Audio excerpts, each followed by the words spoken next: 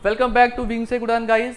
मैं आ गया हूँ आपके साथ फिर से एक बार अपनी मिसलीनियस सीरीज़ में उसी टॉपिक को कंटिन्यू करते हुए जो मैंने लास्ट टाइम पढ़ाया था। तो बिना टाइम वेस्ट किए हुए आइए स्टार्ट करते हैं आज मेरे साथ इम्पॉर्टेंट फोना। इससे पहले गाइज मैं आपको बता दूं, मैंने अपने पिछले लेक्चर में ऑलरेडी इंपॉर्टेंट फ्लोरा पढ़ा दिया हुआ है, जिसमें मैंने टाइप्स ऑफ वेजिटेशन को एक्सप्लेन किया है। मोर ओवर उसमें मैंने कई सारी एग्जाम्पल्स लेके ये आपको ये बताने की कोशिश की है कि हमारे जम्मू एंड कश्मीर के कौन कौन से रीजन्स में कौन कौन से स्पेशल वेजिटेशन पाए जाते हैं और उनकी क्या क्या कैरेक्टरिस्टिक्स हैं। तो अगर गाइज आप उसको देखना चाहते हैं तो पहले मेरी इससे पहले वाली वीडियो देखिए, क्योंकि ये वीडियो उसी की कॉन्टिन्यूशन है। तो आइए बिना टाइम वेस्ट किए स्टार्ट करते हैं मेरे साथ आज का टॉपिक इम्पॉर्टेंट फोना। तो गाइज सबसे पहले ये फोना होता क्या है मैं आपको बता देता हूँ। फोना में बड़ा कुछ आता है। फोना में एनिमल किंगडम आता है, फाइन। फोना में बर्ड स्पीशीज भी आती हैं जिसे हम एविफोना के नाम से जानते हैं।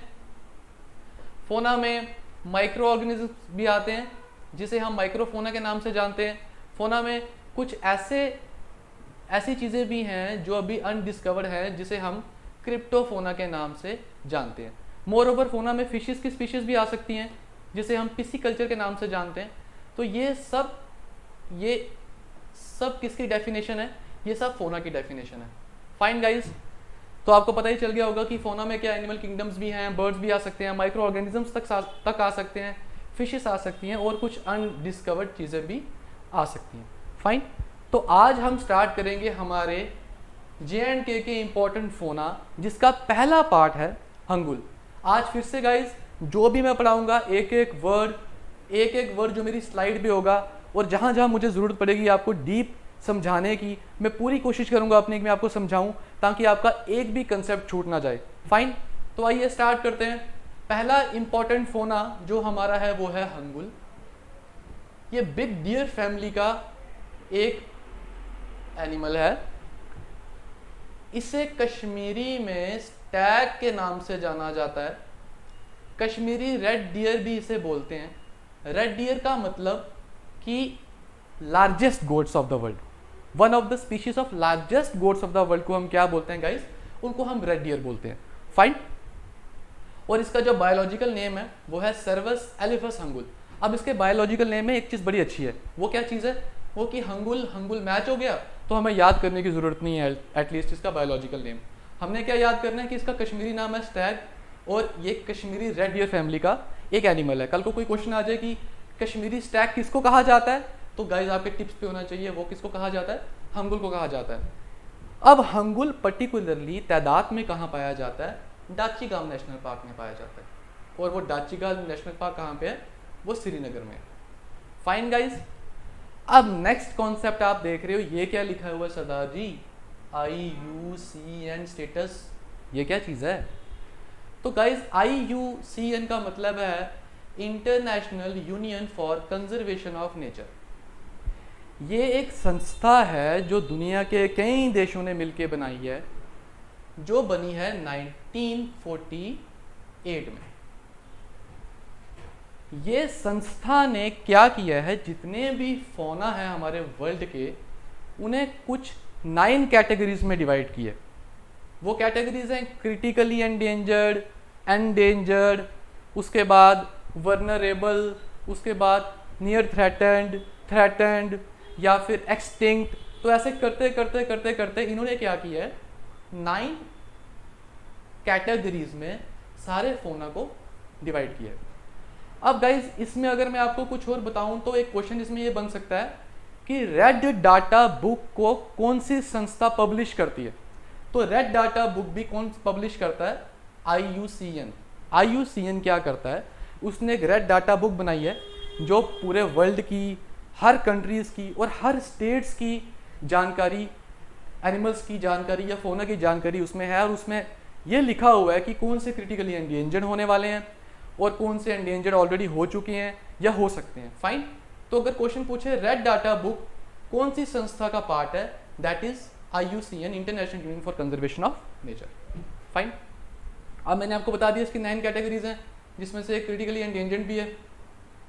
तो वैसे ही आपको अब याद रखना कि हंगुल जो है वो कौन सी कैटेगरी में आता है, आईयूसीएन स्टेटस के 9 स्टेटस हैं इनके, उनके कौन से स्टेटस में आता है, वो क्रिटिकली एंडेंजर्ड स्पेशल स्टेटस में आता है। फाइन, आगे चलते हैं गाइस।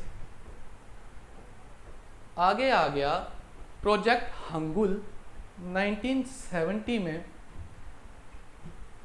श्रीनगर में लाया गया, या कह सकते हैं JNK में लाया गया। श्रीनगर मैंने इसलिए कहा क्योंकि है ही श्रीनगर में ही पाया जाता है, सिर्फ जम्मू में तो पाया नहीं जाता, तो इसलिए मैंने कहा कि जो प्रोजेक्ट हंगुल है वो कहाँ है, श्रीनगर का या फिर JNK का। अब वाइल्ड लाइफ प्रोटेक्शन जो एक्ट है वो इंडिया में इसके बाद आया, मतलब हंगुल को सेव करने के लिए प्रोजेक्ट हंगुल को wild life protection act of India से भी पहले ले आए थे हम। फाइन, अब जो वाइल्ड लाइफ प्रोटेक्शन एक्ट है थोड़ा मैं आपको उसके बारे में बता देता हूँ। वो आया 1972 में। ये मैं आपको इसलिए बता रहा हूँ कि साथ साथ में आपको चीज़ें याद हो जाएंगी कि अगर मैंने प्रोजेक्ट हंगुल पढ़ लिया तो इसी बहाने मैंने ये भी याद कर लिया, और ये बिल्कुल एग्जैक्टली एक दूसरे से रिलेटेड है, इसीलिए मैं आपको पढ़ा रहा हूँ। फाइन, अब ये वाइल्ड लाइफ प्रोटेक्शन एक्ट करता क्या है, इसका कोई काम है कि नहीं है? तो friends, wild life protection act क्या है, इसमें कुछ गिने चुने 6 शेड्यूल्स हैं। उन शेड्यूल्स में क्या है, उन शेड्यूल्स में शेड्यूल 1 में और शेड्यूल में उन फोना को या उन एनिमल्स को रखा गया है जो क्रिटिकली एंडेंजर्ड है। इसीलिए शेड्यूल 1 और शेड्यूल 2 के एनिमल्स को हम एब्सोल्यूट प्रोटेक्शन देते हैं। Absolute protection. क्रिटिकली एंडेंजर्ड से मतलब है हो सकता है कि वो खत्म हो जाए, हो सकता है वो एक्सटिंक्ट हो जाए, हो सकता है वो विलुप्त हो जाए, हमारी दुनिया से खत्म ही हो जाए। फाइन, तो जो इसकी कैटेगरी या शेड्यूल 1 और शेड्यूल 2 में है वाइल्ड लाइफ प्रोटेक्शन एक्ट की, उसमें क्या दिया हुआ है गाइस, उसमें दिया हुआ है क्रिटिकली एंडेंजर्ड एनिमल्स जो आने वाले टाइम में विलुप्त हो सकते हैं, इसलिए उसे एब्सोल्यूट प्रोटेक्शन की कैटेगरी में रखा गया। अब अगर मैं इसके शेड्यूल 2 शेड्यूल 3 की बात करूं, शेड्यूल 3 की बात करूं, 4 की बात करूं, 5 की बात करूं, 6 की बात करूं, अब जैसे इसका शेड्यूल 3 है तो शेड्यूल 3 में क्या है, उसमें भी क्रिटिकली एंडेंजर्ड है, लेकिन उनकी विलुप्त होने की कोई चांस नहीं है, उनके एक्सटिंक्ट होने के चांस बहुत कम है। फाइन, तो वैसे इसकी कैटेगरी 4 की बात करें तो उसमें भी कुछ एनिमल्स को रखा गया है जो हंट किए जा सकते हैं, कुछ स्पीशीज जो हंट की जा सकती हैं, लेकिन उसके लिए भी आपको लाइसेंस की ज़रूरत होती है, जैसे डक हो गया, जैसे कुछ स्पीशीज ऑफ डियर हो गया। फाइन, तो मैं आपको ये एक्सप्लेन करना चाहता हूँ कि वाइल्ड लाइफ प्रोटेक्शन एक्ट ने भी अपना पूरा योगदान दिया है, कुछ 6 शेड्यूल्स बनाए हैं, उनमें डिफरेंट कैटेगरीज में डिफरेंट चीज़ें रखी हैं, जिसमें ये बताया गया है कि क्रिटिकली एंडेंजर्ड जो हैं उनको हमने एब्सोल्यूट प्रोटेक्शन देनी है। मेरा मोटो आपको यही समझाने का था। फाइन, चलें आगे। तो हमने पढ़ लिया हंगुल क्या होता है, उसका नाम क्या होता है, उसको कश्मीरी स्टैग बोलते हैं। रेड डियर फैमिली कौन सी फैमिली होती है, जो बड़ी वाइल्ड गोट्स होती हैं हमारी दुनिया की। फाइन, डाचीगाम नेशनल पार्क कहाँ पे है, यहाँ पे ही पाया जाता है, हंगुल श्रीनगर में है। आईयूसीएन स्टेटस क्या होता है, ये कब आया था, इनके कितने कैटेगरीज हैं इनके स्टेटस के। ओके फाइन, और उसके बाद आईयूएन स्टेटस में ही रेड डाटा बुक है, इसका क्वेश्चन बन सकता है किसी भी एग्जाम में। फिर हमने पढ़ा प्रोजेक्ट हंगुल 1970 में ही आ गया था, जबकि हमारे इंडिया में वाइल्ड लाइफ प्रोटेक्शन एक्ट 1972 में आया। उसके बाद एक और पॉइंट है, ये अगर आपने याद रखना रख लो, वरना इतनी भी ज़रूरत नहीं है। तो ये first identified by Alfred Wagner in 1844। Guys fine, तो हमने स्टार्ट किया अपना इंपॉर्टेंट फोना में हमने पढ़ा हंगुल, और हंगुल की सारी कैरेक्टरिस्टिक्स हमने पढ़ दी। अब चलते हैं आगे अपने नेक्स्ट फोना की ओर।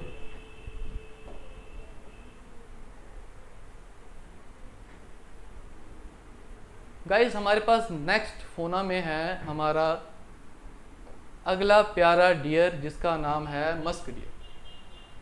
अब फ्रेंड्स, आप तो इसको मस्क डियर पढ़ोगे, पर मैं इसे जानबूझ के मुश्क डियर पढ़ता हूँ, या मुश्क डियर पढ़ता हूँ, या मस्क डियर, ऐसे इस तरह से पढ़ता हूँ कि मस्क से मुझे मुश्क याद आ जाए। मुश्क का मतलब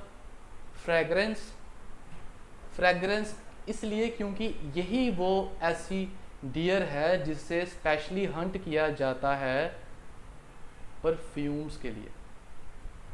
इसकी बहुत बड़ी कैरेक्टरिस्टिक है। तो फाइन, ये मैंने पॉइंट आपको वैसे पहले ही बता दिया। इसका नाम मैं तो मुश्क डियर पढ़ता हूँ। मुश्क डियर क्यों? Because it is hunted for scented glands used in perfumes. Fine. Next इसका पॉइंट है, इसका नाम है biological name Moschus chrysogaster. Fine, ये आप याद रख सकते हैं। IUN स्टेटस इसका क्या है? एंडेंजर्ड है। एंडेंजर्ड है मतलब खतरे में है। इसका जो ये कहाँ पाया जाता है, अब ये भी इंपॉर्टेंट है, ये पाया जाता है किश्तवाड़ नेशनल पार्क में जो कि जम्मू में ही है। ये पाया जाता है लिम्बर वाइल्ड लाइफ सेंचुरी में जो कि कश्मीर में है। इसी लिम्बर वाइल्ड लाइफ सेंचुरी को हम काजी नाग के नाम से भी जानते हैं। जब मैं आपको जम्मू कश्मीर की डिस्ट्रिक्ट्स करवाऊंगा तो वहाँ ये सब मैं एक्सप्लेन कर दूंगा। अभी हमारा मेन फोकस फोना की तरफ ही रहने वाला है। फिर आ जाता है हमारा गुलमर्ग वाइल्ड लाइफ सेंचुरी। अच्छा मैं बता ही देता हूँ, देखो आप लोग कंफ्यूज हो जाओगे, बोलोगे यार ये क्या बोल रहे हैं सर, कभी नेशनल पार्क लगाई है, कभी वाइल्ड लाइफ सेंचुरी लगाई है, ये क्या ड्रामा है भाई, ये क्या, ये डिफरेंस है या नहीं है? अगर डिफरेंस है तो इसमें क्या डिफरेंस है? तो गाइज थोड़ा सा इसको भी समझ लेते हैं, ठीक है। देखो गाइज, वाइल्ड लाइफ सेंचुरी और नेशनल पार्क का क्या सीन होता है। जो हमारा नेशनल पार्क होता है उसके कुछ अपने राइट्स होते हैं। मोर ओवर नेशनल पार्क वो होते हैं जहां पे जानवरों को उनके नेचुरल हैबिटेट में रखा जाता है। सबसे मेन पॉइंट इसका तो यही है। तो जब भी आप बुक खोल के ये चीज पढ़ोगे कि नेशनल पार्क क्या होते हैं, तो उसका मतलब यही बताएगा कि नेशनल पार्क का मतलब जब भी हम जानवरों को या किसी भी फोना में को जो भी इंक्लूड होता है उनको उनके नेचुरल हैबिटेट में प्रोटेक्ट करते हैं। जैसे ऑलरेडी कोई जंगल था जहाँ पे सपोज मस्क डियर रहता था, तो उसी जंगल को हमने प्रोटेक्ट कर दिया सो दैट कल को कोई मस्क डियर को परफ्यूम के लिए हंट ना करे, मारे ना, और इसका स्टेटस जो ऑलरेडी एंडेंजर्ड है ये क्रिटिकली एंडेंजर्ड ना हो जाए। फाइन, या इसे कोई बीमारी ना हो जाए, बीमारी हो जाए तो इसको ठीक भी किया जाए। इसलिए हम क्या करते हैं, ऑलरेडी जहाँ पे एनिमल्स या फोना के जो प्रजातियां हैं वो रह रही हैं, उन्हें हम प्रोटेक्ट करते हैं, एक बाउंड्री बना देते हैं कि उसको बोल देते हैं नेचुरल पार्क, जिनके अपने राइट्स होते हैं। अब यहाँ पे थोड़ा सा डाउट इसलिए आता है क्योंकि रिसेंटली आज़ादी के 75वें महोत्सव में हमने क्या किया, हमने कुछ चीतास को इम्पोर्ट किया है। अभी तक वैसे हो गए होंगे। तो चीतास को जो इम्पोर्ट किया ये हमने लाया है साउथ अफ्रीका से और नामीबिया से, जो कि अफ्रीका के रीजन्स हैं। तो इन अफ्रीका के रीजन्स से हमने चीतास को इंडिया में इंपोर्ट किया। और कहाँ किए? मध्य प्रदेश में कोई कुरू या कोरू ऐसे कोई नेशनल पार्क है, वहाँ पे इंपोर्ट किया। ये कुछ 25 चीतास को लाया जा रहा है, अभी तक वैसे ले आए होंगे। तो मेरा कहने का मतलब है कि ज़रूरी नहीं है, जबकि ये बुक में लिखते हैं कि ये अपनी ही नेचुरल हैबिटेट में पाए जाते हैं, यहाँ से बाहर से लाके किसी को प्रिजर्व नहीं किया जाता, या सॉरी यहाँ बाहर से लाके किसी को रखा नहीं जाता, लेकिन ऐसा हो भी सकता है जैसे अभी हुआ है। तो नेशनल पार्क में मैंने आपको पहले बता दिया कि नेशनल पार्क क्या है, एक ऐसी बाउंड्री जहाँ पे नेचुरल हैबिटेट में कोई चीज़ पाई जाती है, उसे हम प्रोटेक्ट करते हैं। दूसरे इसका पॉइंट मैंने आपको पहले बताया, यहाँ पे कुछ स्पेशल राइट्स होते हैं।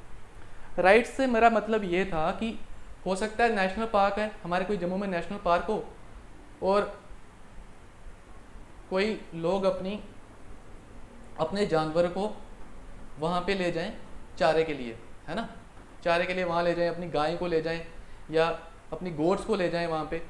तो ऐसा क्या नेशनल पार्क में हो सकता है या नहीं हो सकता? तो ऐसा नेशनल पार्क में नहीं हो सकता because of its own rights. Fine, यही मेन डिफरेंस है एक नेशनल पार्क में गाइस और एक वाइल्ड लाइफ सेंचुरी में, कि वाइल्ड लाइफ सेंचुरी में जो राइट्स होते हैं वो थोड़े से अलो किए जाते हैं। मतलब अगर मैं चाहूँ कि किसी वाइल्ड लाइफ सेंचुरी में अगर अपनी काओ को ग्रेजिंग करवाना चाहता हूँ, मैं चाहता हूँ कि मेरी गाय वहाँ जाके चारा चरे, वहाँ का घास खाए, या मेरी गोट वहाँ जाए, तो मैं अपने वाइल्ड लाइफ सेंचुरी के राइट्स को यूज़ करके शायद यहाँ पे अपनी गाय को ले जा सकता हूँ और यहाँ के लोग मुझे अलो भी करेंगे ग्रेजिंग करने के लिए मेरी गाय के लिए। फाइन, तो पहला डिफरेंस तो ये हो गया कि वाइल्ड लाइफ सेंचुरीज के राइट्स थोड़े से कम प्रोटेक्टेड हैं और नेशनल पार्क के राइट्स थोड़े से ज़्यादा प्रोटेक्टेड हैं।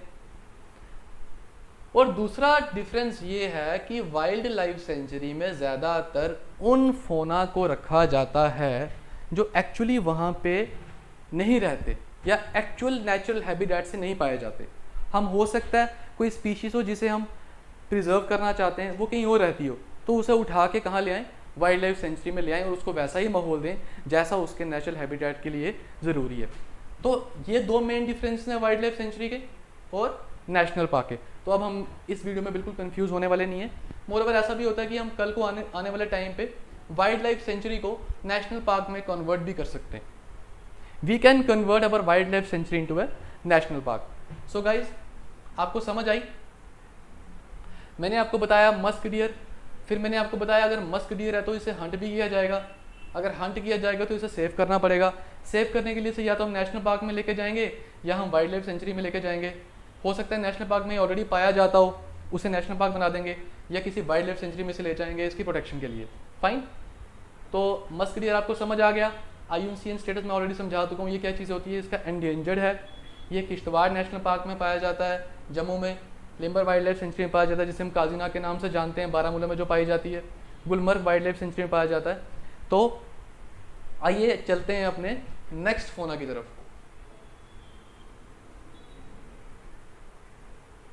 अब हमारा नेक्स्ट फोना आता है गाइस मार्खोर।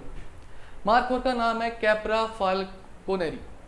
जो गाइस मार्खोर है ये बहुत ही ज़्यादा वाइल्ड, बहुत ही ज़्यादा बड़ी गोट है। ये इतनी इम्पॉर्टेंट है कि पाकिस्तान ने इसको अपना नेशनल एनिमल भी बना दिया। पहले से है, पर पाकिस्तान का जो नेशनल एनिमल है वो कौन सा है? मार्खोर।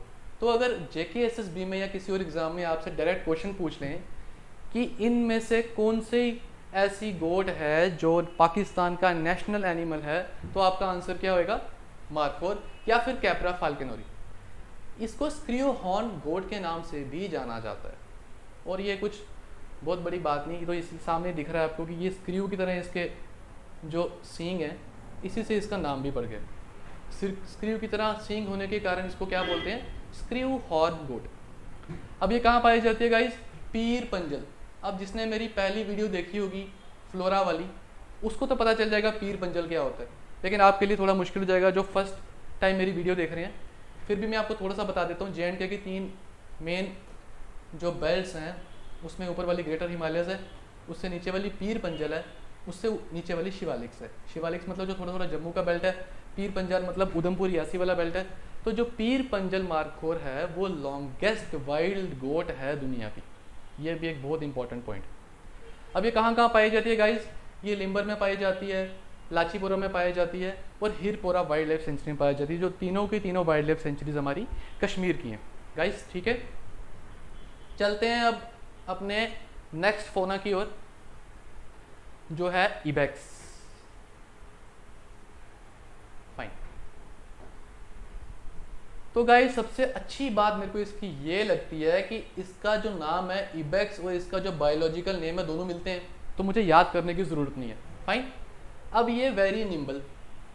निम्बल का अगर मैं आपको सिनोनियम बताऊं इंग्लिश में, तो मैं इसको एक्टिव बोल सकता हूँ। आप भी देख सकते हो अपनी अपनी जगह गूगल करके। तो निम्बल का मतलब है very active. Active in the sense, आगे लिखा हुआ है can jump up to 6 feet without running start. मतलब मैं अगर 6 फुट का हूँ सपोज, तो मेरे आगे से वो एकदम जंप मार देगी विदाउट रनिंग स्टार्ट। इतना ज़्यादा उसका जंप है, वो भी that to without running start. तो सोचो रनिंग स्टार्ट के साथ वो कितना बड़ा जंप मार लेगी। अब इसकी जो करैक्टरिस्टिक्स हैं वो बड़ी मेन करैक्टरिस्टिक्स हैं। इसका एक क्वेश्चन एक बार JKSSB ऑलरेडी पूछ भी चुका है कि ऐसी कौन सी गोट है जिसके वाइट डल सैडल पैचेस है। मतलब कि पैरों पे, अगर मैं इसको आपको फोटो दिखाऊं, इसके पैरों पे यहाँ पे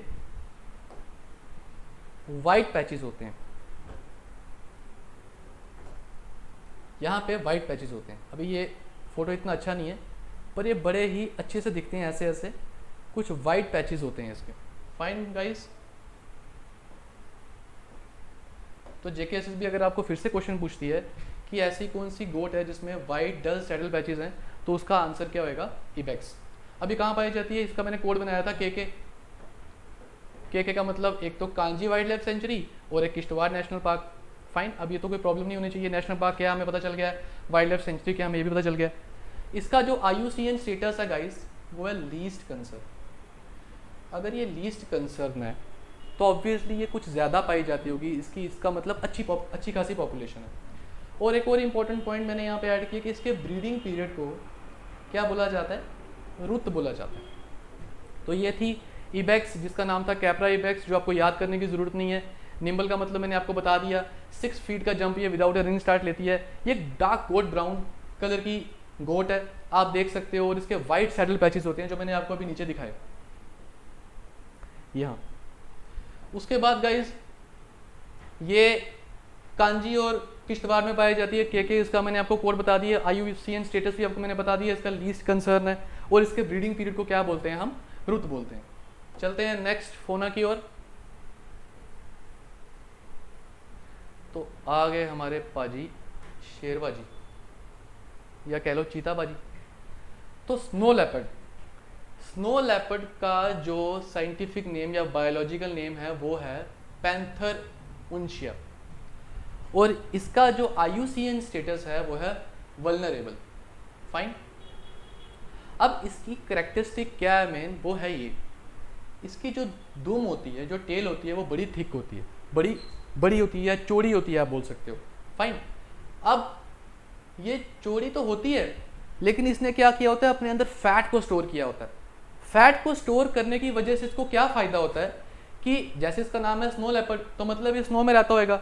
अब स्नो में सोना भी पड़ता होगा, जागना खाना पीना सब कुछ स्नो में, तो इसको ठंड भी लगती होगी। जो जब इसको ठंड लगती है, खासकर जब ये सोता है, तो ये क्या करता है, अपनी वो फैट से बड़ी पूंछ को अपने मुंह के ऊपर रख देता है, जैसे कोई किसी ने चादर ओढ़ी हो। फाइन, तो ये इसकी बड़ी अच्छी कैरेक्टरिस्टिक है। इसी से हमें याद होता है स्नो लेपर्ड।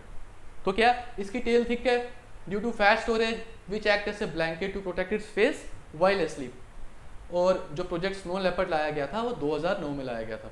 अब मैंने बड़ी कोशिश की थी कल कि मैं इसका आपको ऐसा कोई फोटो बताऊं जिसमें दुम इसने मुंह के ऊपर रखी हो, पर खैर मुझे वो तो नहीं मिला, पर मैंने दुम थोड़ी मुंह के पास मुझे मिली गई है। तो ये आप देख सकते हैं स्नो लेपर्ड है ना।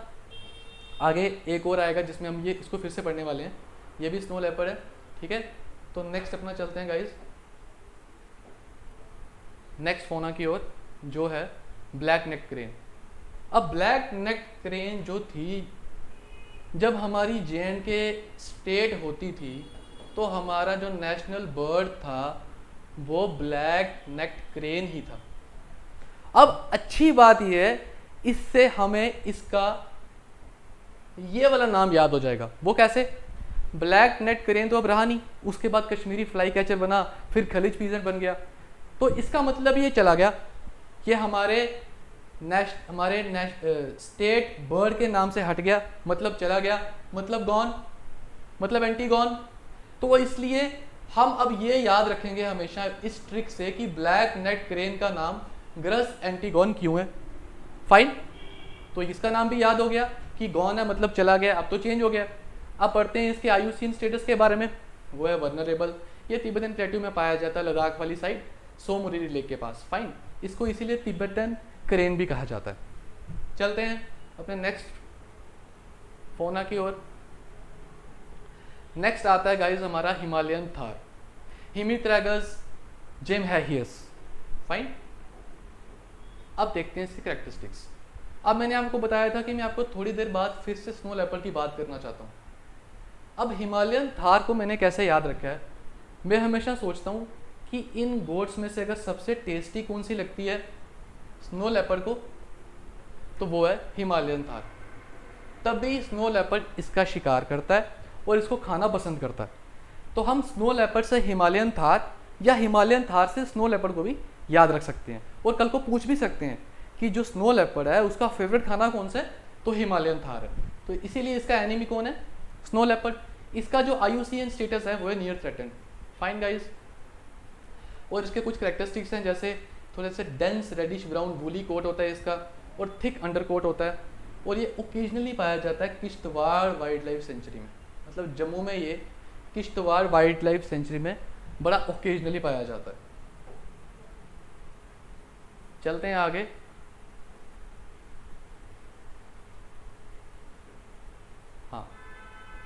गाइज अब ये हिमालयन सीरो मैंने खुद फर्स्ट टाइम पढ़ा। मैं एक टेस्ट सीरीज दे रहा था जहाँ पे हिमालयन सीरो का क्वेश्चन आया था। मैंने अपने नोट्स में इसको नहीं उतारा था, लेकिन उस टेस्ट सीरीज की वजह से मैंने क्या किया, हिमालयन सीरो को पढ़ा। इसका मतलब इसका ऑलरेडी क्वेश्चन आ चुका है। तो हिमालयन सीरो क्या है, इसका नाम है कैप्रिकॉर्नी सुमत्रा हेगस थार। इसको लोकली क्या बोलते हैं, हल्जिया रिजम।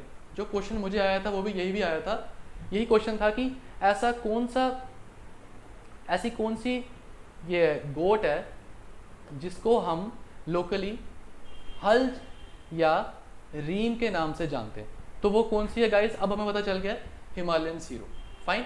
इसका IUCN स्टेटस वल्नरेबल है। ये डाचिगाम में पाया जाता है, ये ओवेरा ओवू में भी पाया जाता है, बारामूला में भी पाया जाता है, किश्तवाड़ में भी पाया जाता है, और Brainvita wild life conservation reserve में भी पाया जाता है। तो गाइज इसके साथ हमने आज काफ़ी हद तक ख़त्म कर लिया है अपना फोना, जिसमें हमने पढ़ा है हिमालयन सीरो, हमने पढ़ा हिमालयन थार, हमने पढ़ा ब्लैक नेक्ड क्रेन, हमने पढ़ा स्नो लेपर्ड, हमने पढ़ा इबेक्स, हमने पढ़ा मार्खोर, हमने पढ़ा मुश्क डियर, और हमने पढ़ा हंगुल। हमने ये भी पढ़ा IUCN स्टेटस क्या होते हैं, IUCN खुद में क्या है, रेड बुक क्या है, प्रोजेक्ट हंगुल क्या है, हमने पढ़ा wild life protection act of India क्या है। तो इसके साथ मैंने कोशिश की आपको काफ़ी हद तक ये फोना सिखाने की, जहाँ टिप्स एंड ट्रिक्स बनते थे मैंने आपको बताए। तो आज इसके साथ मैं अपना लेक्चर यहीं पे ख़त्म करता हूँ। Good luck for your future guys. अच्छे से पढ़िए, इसे याद कीजिए और इसे 1-2 बार देख लीजिए, सो दैट आपके माइंड में हमेशा के लिए रह जाए, कभी आपको वापस इसकी ज़रूरत ना पड़े। तो टेक केयर गाइस, शबा खैर, ओके बाय।